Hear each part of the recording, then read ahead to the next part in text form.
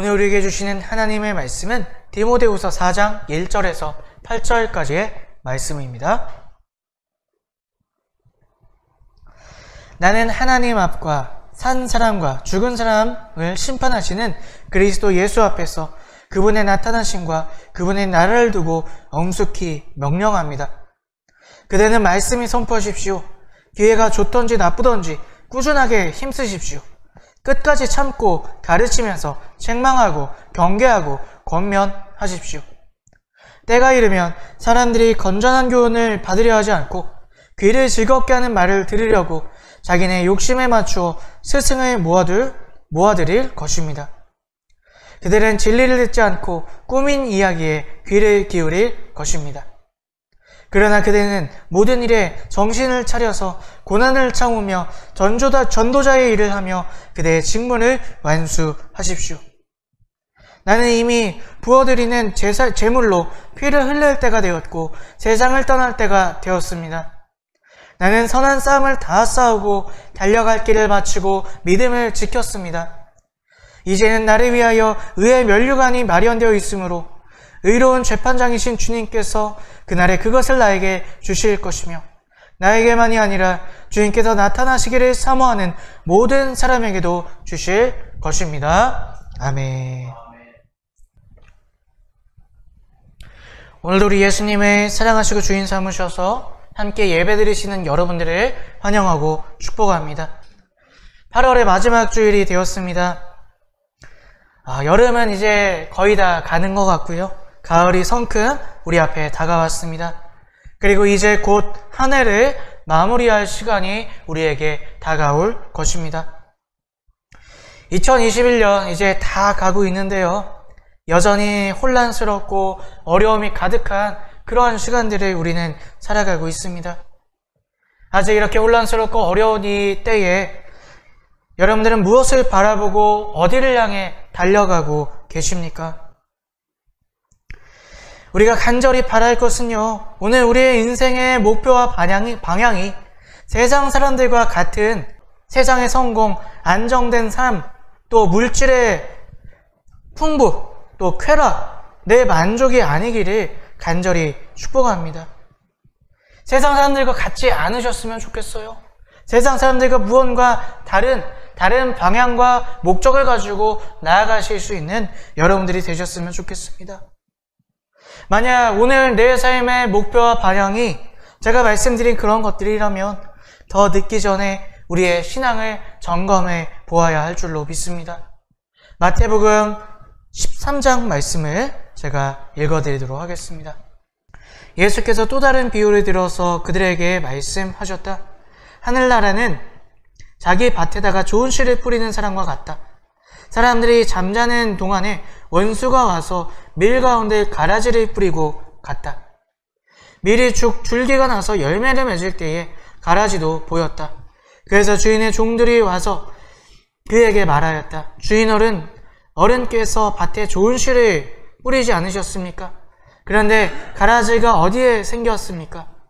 주인이 종들에게 말하기를 원수가 그렇게 하였구나 하였다. 종들이 주인에게 말하기를 그러면 우리가 가서 그것들을 뽑아 버릴까요? 하였다. 그러나 주인이 이렇게 대답하였다. 아니다. 가라지를 뽑다가 가라지와 함께 밀까지 뽑으면 어떻게 하겠느냐? 추수 때까지 둘 다 함께 자라도록 내버려 두어라. 추수할 때 내가 추수꾼들에게 먼저 가라지를 뽑아 단으로 묶어서 불태워버리고 밀은 내 곳간에 거두어드리라고 하겠다. 아멘. 우리가 교회를 다닌다고 모두가 다 그리스도인이 아니라는 것입니다. 예수님께서 오늘 이 말씀을 통해서 말씀하시는 것이 있어요. 예수님께서 다시 오실 때에 심판의 시작은요, 교회에서부터 시작된다는 거예요.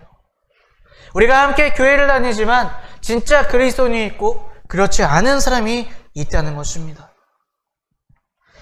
세상 사람들과 우리가 같다면요, 우리는 무언가 크게 잘못되어 있다는 증거라는 것입니다. 세상 사람과 그리스도인은요, 주인이 다르다는 거예요. 주인이 다른데 목적과 방향이 같을 수 없다는 것입니다. 오늘 우리의 인생, 힘들고 어려운 인생이지만 모든 것을 아시는 예수님께서 주인 되신 그러한 인생을 사시는 저와 여러분들이 되셨으면 좋겠습니다. 그러한 인생의 증거가 무엇입니까? 우리의 인생의 목적과 방향이 세상 사람들과 달리 예수님의 말씀, 그의 나라가 우리의 인생의 목적과 방향이 되셔야 할 줄로 믿습니다. 이제 2021년 얼마 남지 않았습니다. 얼마 남지 않은 이 시간 가운데 주님을 더욱더 붙잡으시고 나의 인생의 목적과 방향을 점검하셔서 주님을 따라 그의 나라를 향해 걸어 나아가시는 저와 여러분들 되시기를 주님의 이름으로 축복합니다. 우리의 인생의 방향과 목적이 예수님의 말씀, 또 그의 나라가 되기 위해서는요, 우리는 일주일에 한 번 교회 와서 예배 드린다고 될 수가 없다는 것이죠. 유튜브로 영상 본다고, 유명한 목사님 설교 듣는다고 될 수가 없다는 것입니다. 왜냐하면 매 순간 우리를 흔드는 적들이 너무나 많이 있기 때문이죠. 먼저 사단이 가만히 있지 않습니다. 우는 사자처럼 우리를 삼키려고 위협과 유혹으로 언제나 우리를 공격하고 있다는 것입니다. 또한 나의 죄성, 아직 육체를 입고 사는 우리의 죄성이요, 우리를 언제나 예수님과 멀어지게 하려고 우리를 공격한다는 것입니다. 나의 죄의 습관, 옛 자아의 습관, 옛 자아의 성격, 기질, 이런 것들이요, 내가 방심할 때의 나를 무너지게, 넘어지게 한다는 것입니다. 그래서 우리는 매 순간 어떻게 해야 됩니까? 성령의 능력을 구하시며 살아가야 돼요. 근데 성령의 능력은 어떻게 구합니까? 말씀과 기도 가운데, 말씀을 붙잡고 기도할 때 성령의 역사가 일어나는 줄로 믿습니다. 그렇기 때문에 우리는 우리의 삶에 말씀이 중심이 되어야 한다는 것입니다. 우리는 2021년 하반기 동안 그래서 말씀이 중심이 되는 삶이라는 주제로 함께 말씀을 나누고 있습니다. 오늘 이 시대에 몇천 년 전에 쓰여진 말씀이 우리에게 왜 필요한 것인지 함께 나누었고요.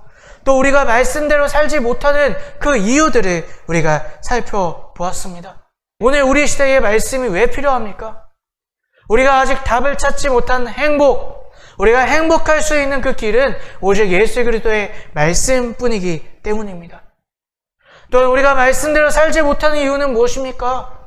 내가 그 말씀을 진짜 믿지 않기 때문이죠. 그 말씀이 내 인생을 책임지는 내 인생의 답이고 진리라고 우리가 믿지 않기 때문입니다. 현실의 문제 앞에서 그 말씀을 내려놓기 때문이에요. 내가 낙심하고 두려워하는 문제 앞에서 예수님을 잃어버리기 때문에 우리가 말씀대로 살지 못한다는 것을 우리가 나누었습니다. 오늘도 우리가 말씀대로 살지 못하는 이유를 함께 나누고자 합니다. 오늘 바울 사도가 우리에게 또 한 가지를 알려주고 있어요. 먼저 바울 사도는요, 말세의 때를 살아가는 사람들의 특징에 대해 우리에게 이야기해주고 있습니다. 오늘 본문 말씀 3절과 4절 말씀을 우리 함께 읽어보겠습니다. 때가 이르면 사람들이 건전한 교훈을 받으려 하지 않고 귀를 즐겁게 하는 말을 들으려고 자기네 욕심에 맞추어 스승을 모아들일 것입니다. 그들은 진리를 듣지 않고 꾸민 이야기에 귀를 기울일 것입니다. 아멘.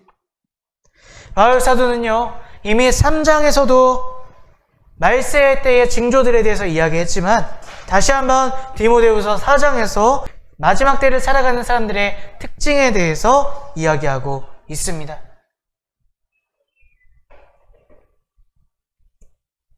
그 특징은 무엇입니까?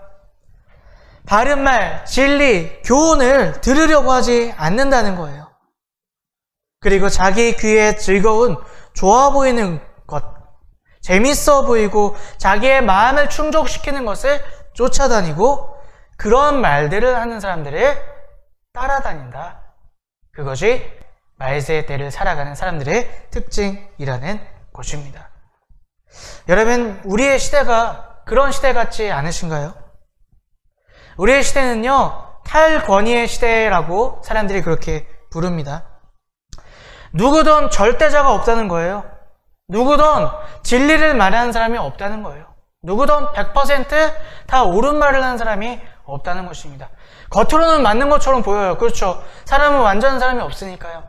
그런데 항상 세상은요, 교묘하게 이것을 악한 쪽으로 몰고 갑니다. 이것이 우리 시대 가운데 어떻게 나타나고 있느냐? 이제는 어른들의 말을 듣지 않아요. 경험자의 말들을 무시합니다. 이제는 경험자, 어른들, 선배들의 말을 듣기보다 내가 알아서 판단하고 결정한다는 거예요.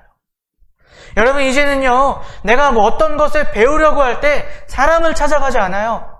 대신에 어떻습니까? 유튜브, 영상, 검색만 하면 다 나와요. 네, 저도 얼마 전에 LED 전구 교체하는 법을 몰라갖고 어디다 뭐 물어볼 데도 없고요. 그래서 유튜브를 통해서 배웠어요.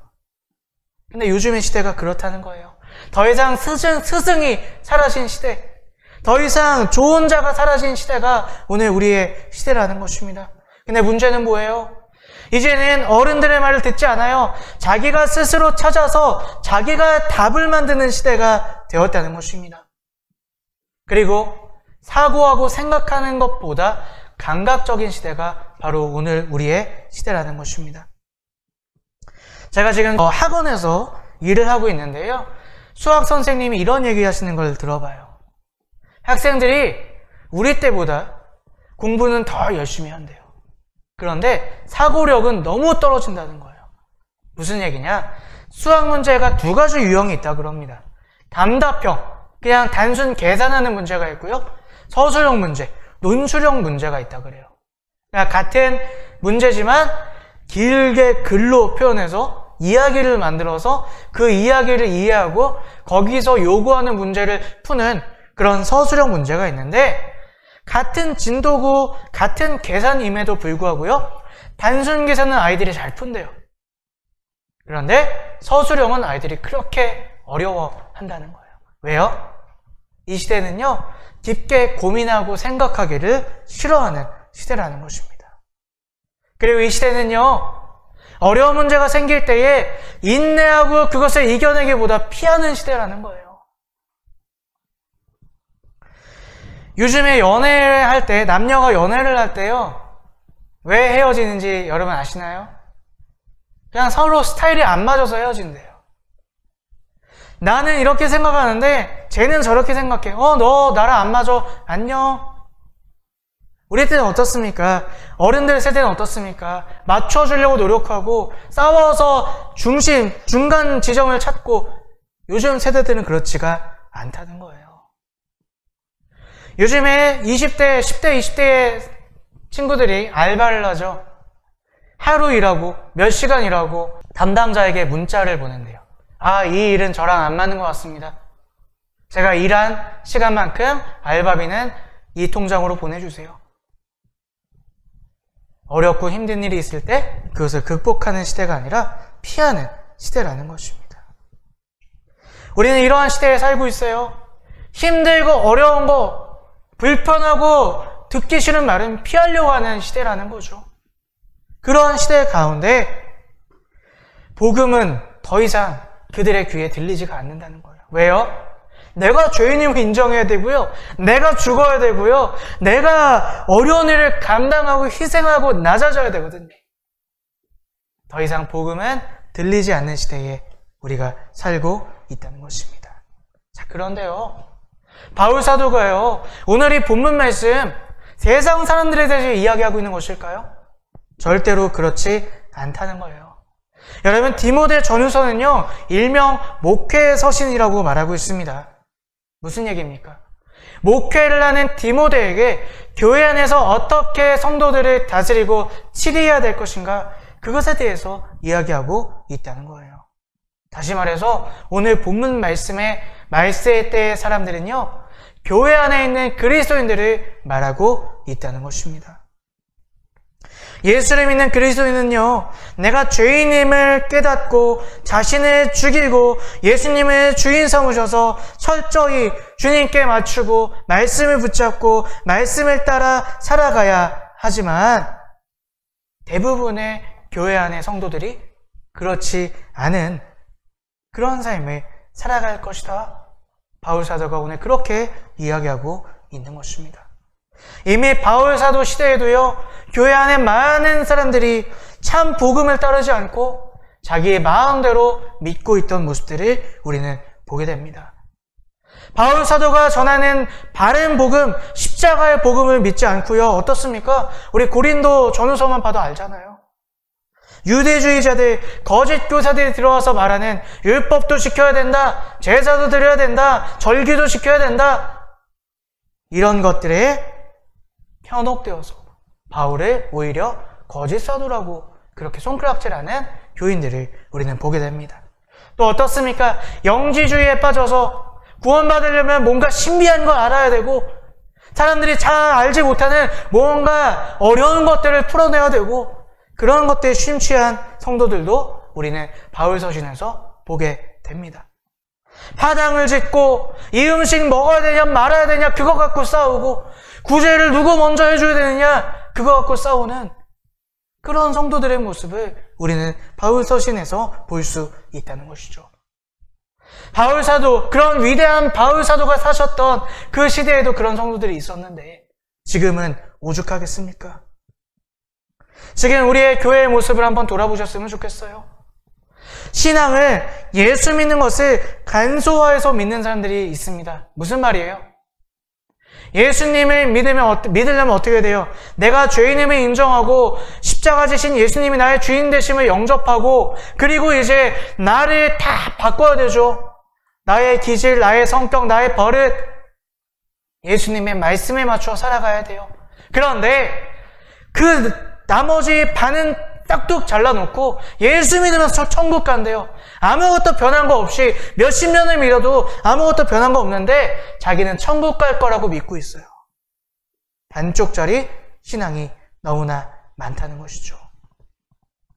여전히 예수님을 믿는다 말하지만 세상 사람들과 별반 다를 거 없는 복 받기 위해서 믿어요. 이 땅에서 잘 되기 위해서 믿어요. 그래서 돈 벌게 해주세요가 기도 제목이에요. 자식들 잘 되게 해주세요가 기도 제목이에요. 여전히 똑같은 세상 사람들과 별반 다를 것 없는 그러한 신앙을 가진 성도들이 교회에 있다는 것이죠. 전도를 하는 것도 마찬가지입니다. 내가 바뀌어서 나의 삶으로 전도를 해야 되는데 나는 전혀 바뀌지 않은 채 너 그렇게 살면 지옥 가. 교회 나와야 돼. 정죄하는 것이 더 쉬운 성도들. 교회의 크기와 유명한 목사님 이름 들먹이면서 여기 와봐. 여기 얼마나 교회가 건물이 좋은지 몰라. 여기 얼마나 우리 목사님이 유명한지 몰라. 우리 목사님 얼마나 말을 잘하는지 몰라. 그런 겉모습으로 전도하는 성도들. 성령의 능력은 구하지만 성령의 능력을 왜 구해야 하는지는 모르는 성도들이 있어요. 성령의 능력을 구해서 내가 변해야 되고 내가 말씀을 살아내야 되고 내가 복음을 전해야 되는데 성령의 능력을 구해서 무엇을 바랍니까? 무언가 신비한 거를 보기 원해요. 병이 낫고 갑자기 내가 방언을 하고 예언을 하고 그래서 나 예수 잘 믿는 거 증명하고 싶어 하는 그러한 성도들이 너무나 많이 있다는 거예요. 요즘 젊은 세대들은 어떨까요? 교회 와서 위로받기만 원해요. 아, 나 힘들어요. 나 어려워요. 나 위로해 주세요. 여러분, 예수님은 위로만 하시지 않으셨어요. 예수님은 위로하시지만 세우셔서 사명을 주시고 예수의 일을 감당하시기를 원하셨다는 거예요. 근데 요즘 젊은 세대들은 감당하려고 하진 않고 위로만 받으려 합니다. 성도들끼리 교제해야 되죠. 하지만 성도의 교제의 자리가 다른 성도를 뒷담화하고 정죄하고 하당을 짓고 성도들 간의 교제가 육적인 쾌락을 위해 모이는 자리가 되고 말았어요. 등산 가고 축구하고 맛있는 거 먹으러 가고 야유회 가고 거기서 또 상처받고 싸우고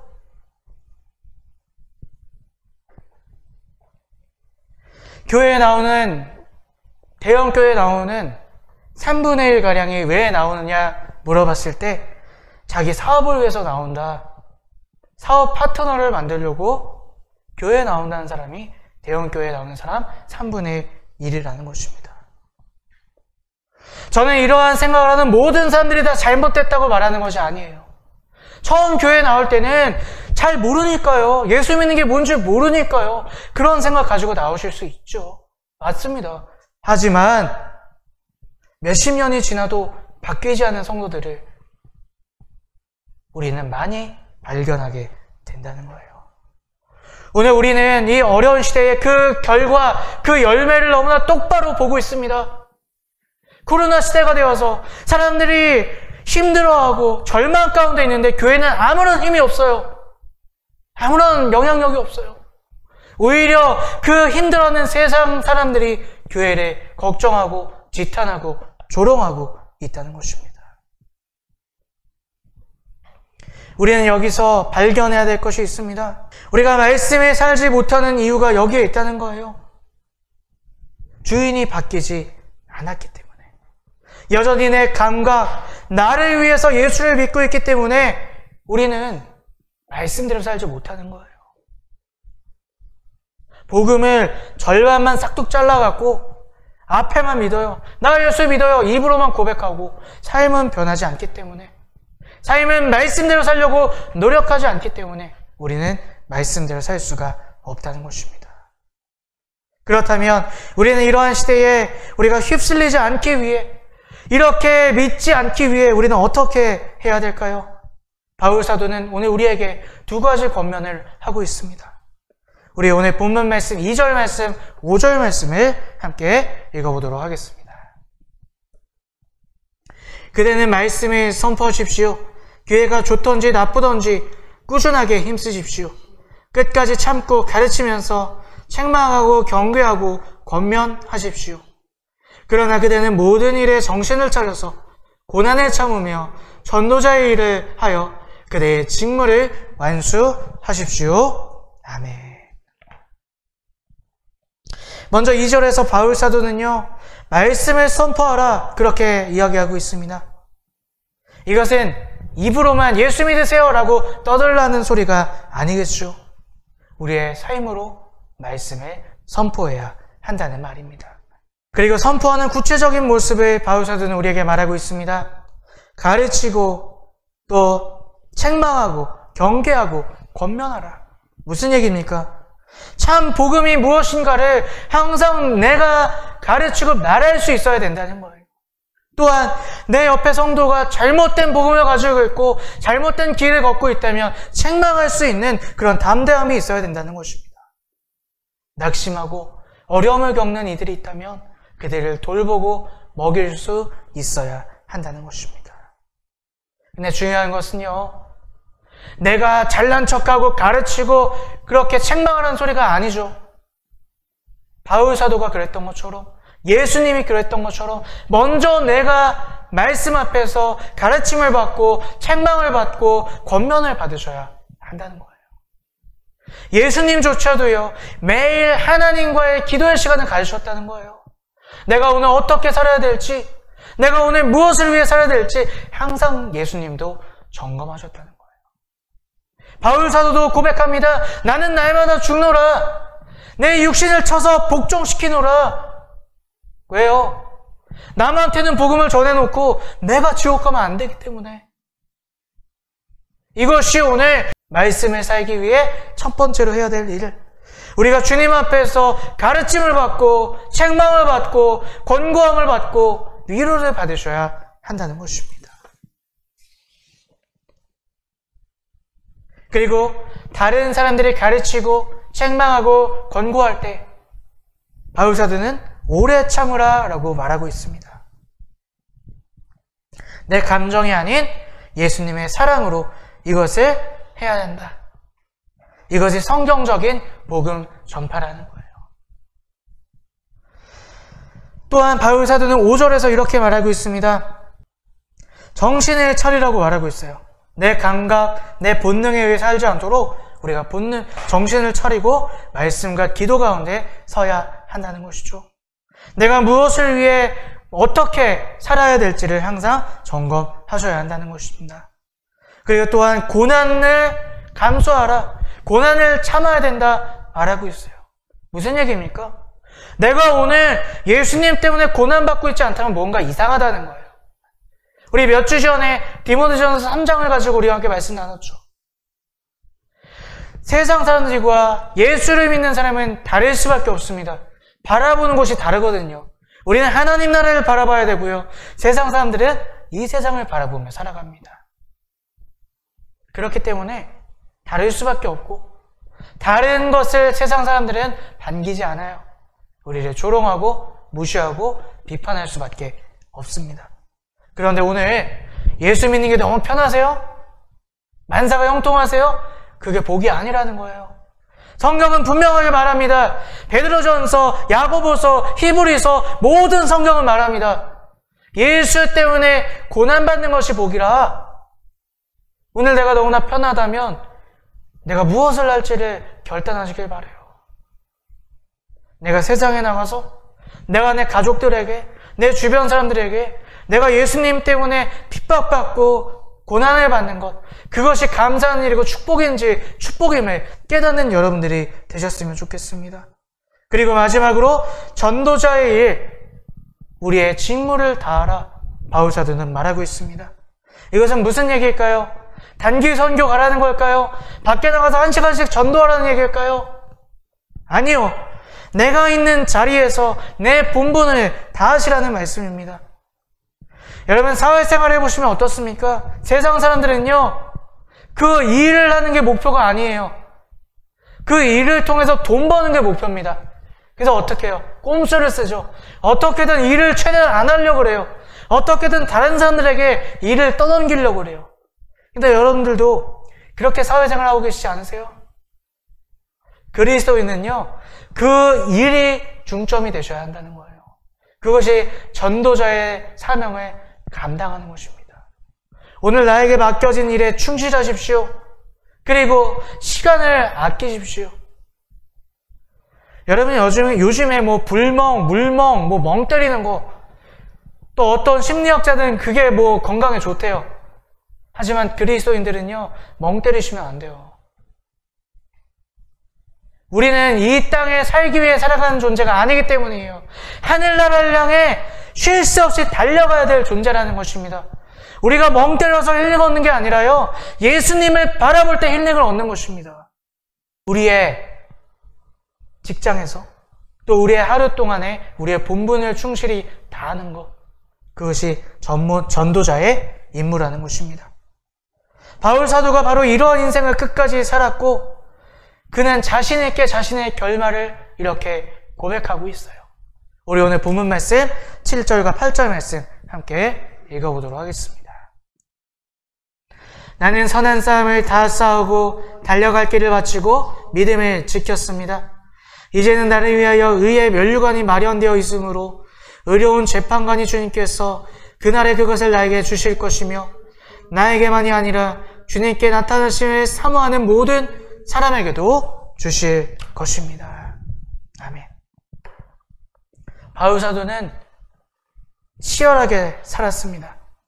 오늘 7절에서 말하는 달려갈 길 선한 싸움, 이것은요, 그 시대에 레슬링을 하는 모습을 비유하는 원어라 그래요. 그 시대에 군인들이 전쟁을 하는 모습을 비유하는 원어를 사용하고 있습니다. 또한 8절 말씀에요, 이제는 나를 위하여 면류관을 이르되, 이 면류관은요, 마라톤을 다 마쳤을 때 받는 면류관을 말합니다. 여러분, 레슬링 하는 거 보셨죠? 마라톤을 하는 거 보셨죠? 쉬엄쉬엄 하시나요? 어디 경치 막 즐기면서 하나요? 아니죠. 치열하게 합니다. 그렇게 치열하게 말씀 앞에 서고요, 또 오늘을 열심히 살고자 노력할 때에 바울 사도는 끝내 의의 면류관을 받는 자리에 서게 되었다는 것입니다. 그는 고난과 어려움을 겪었지만요, 인생의 마지막 때가 될수록 어때요? 기쁨과 소망이 넘치는 그런 인생을 살았다는 것입니다. 바로 그것이 성도의 인생이라는 것입니다. 사람은요, 나이가 들수록 어때요? 외로워지고 공허해지고 처량해집니다. 슬픈 마음이 들게 마련입니다. 그런데 성도는 그렇지가 않다는 것이죠. 소망과 기쁨이 넘칠 수밖에 없다는 것입니다. 왜요? 이제 그 고된 이 나그네 길을 마치고 이 여행길을 마치고 이제 진짜 우리의 집으로 돌아갈 것이기 때문이라는 것이죠. 여러분 마음 어떠세요? 1년 1년 지나갈수록 나이 먹을수록 힘들어지시나요? 슬퍼지시고 처량해지시나요? 이제 우리 마음을 바꿀 때입니다. 이제 진짜 우리 신앙의 주인을 바꿀 때입니다. 말씀을 살아내십시오. 성령의 능력, 진짜 말씀을 살기 위해 성령의 능력을 구하시는 저와 여러분들 되셨으면 좋겠습니다. 나의 감각, 나의 즐거움을 위해, 나의 기쁨을 위해 예수 믿는 거 이제 그만두시고요. 이제 예수님이 주인 되셔서 그 말씀에 따라 내가 고난을 받는 것에 기뻐하고 내가 말씀을 살아내는 것에 기뻐하여서 그 하나님 나라를 바라보는 바울 사도와 같이 그러한 인생을 살아가시는 참 그리스도인의 길을 살아가시는 저와 여러분들 되시기를 주님의 이름으로 축복합니다. 아멘.